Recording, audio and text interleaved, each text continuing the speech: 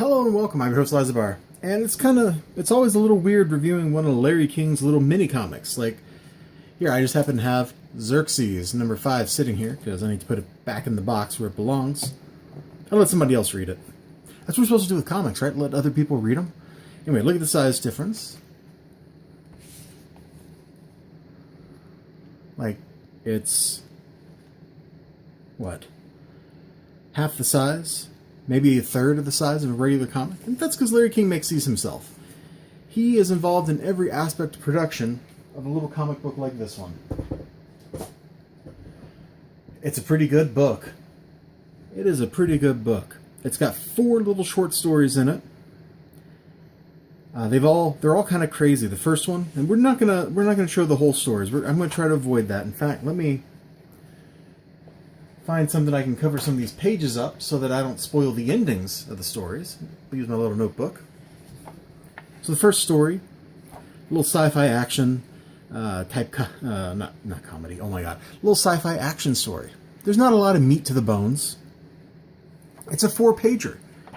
The whole book is 16 pages long. It's a little mini comic. You can order these books from Larry King. I think they're like $5 a pop, and they're worth it.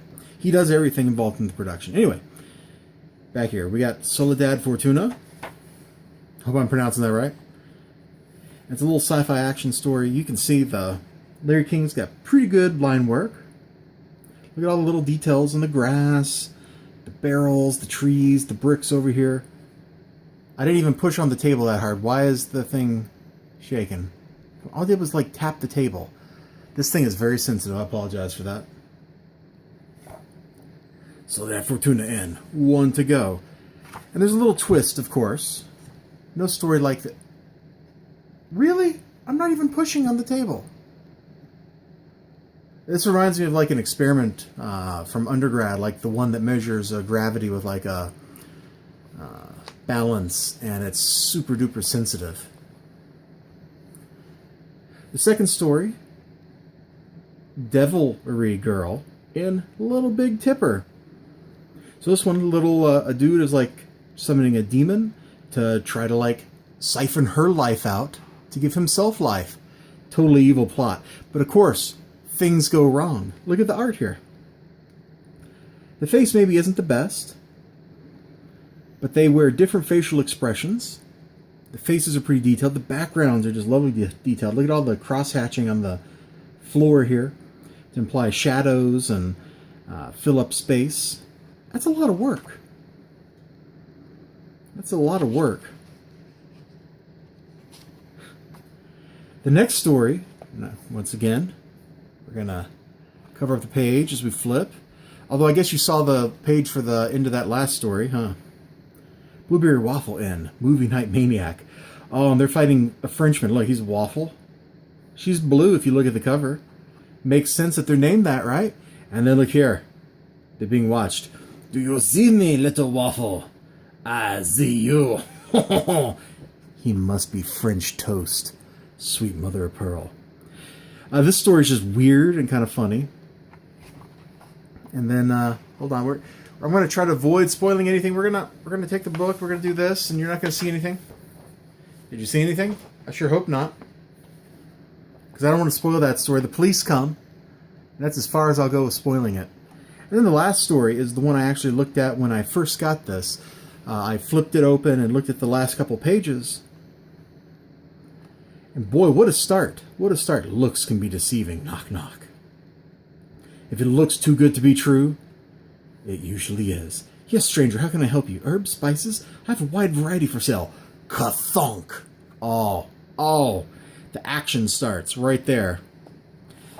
And that's really what the whole thing is about, is just a bunch of little stories. Some are funny, some are tragic, a little bit of action, a little bit of suspense. You can see the ace in the title, Anthology Comic Experiment. That's what it is. And I think, all told, it is a pretty good success. The stories are interesting. Sometimes I get an anthology. Hold on, let me go find an anthology real quick. No. That's right, I put all my little if anthologies over here.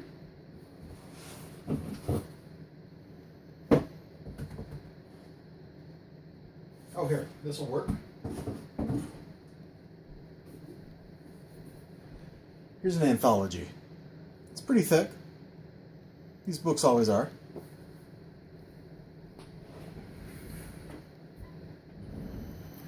And there's an absolute ton of stories in this book. We have a table of contents in here. No, we just jumped right to it. Well, there's a lot of stories in here, and I'm hard-pressed to remember any of them as being particularly good. And I think the only one I remember is the one where the Native Americans summon zombies to fight off the Norse, and then they don't know how to unsummon them, and they all get eaten. Like, that's the only thing I remember out of this entire big book. But this much smaller book, I think I'm going to remember at least 3 of these. I might not remember the cover story here, but this one had such a charming little twist. Well, charming is the wrong word. It had such a fun little twist to it that I'm going to remember that. Blueberry and Waffle, the little French toast character, is decidedly sinister and memorable and crazy. And then the last story is just so tragic. Plus the guy looks like the assassin from Wizards. That's what it reminds me of. You know, I'm not going to forget those. 16 pages, handcrafted, nice little book. And I'll remember 3/4 of it. I remember like 10 pages out of this. How long is this book? Not counting the back matter at the end. I don't know, 200 pages? Something like that.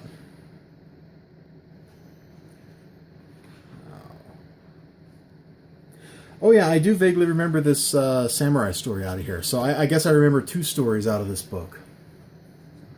That's not a very good hit ratio. I only read that book, like, what, 6 months ago or something?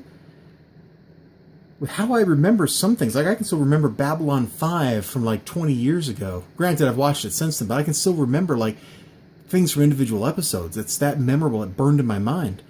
This is pretty memorable. It's pretty good stuff. The art's nice. The writing is pretty good. It pops. Like, the writing keeps you moving. The crazy stuff on the page, or the beautiful stuff, or the tragic stuff, keeps your eye glued to it. It doesn't get boring. I've wasted a lot of words for a 16-page mini-comic. I'm going to shut up and let you guys go. But check this out, Larry King. You can find him on Twitter. If you type in Larry King, let me look and see how easy it is to find Larry King. I don't have a Twitter window open, which is surprising. I usually have like 3 of them open.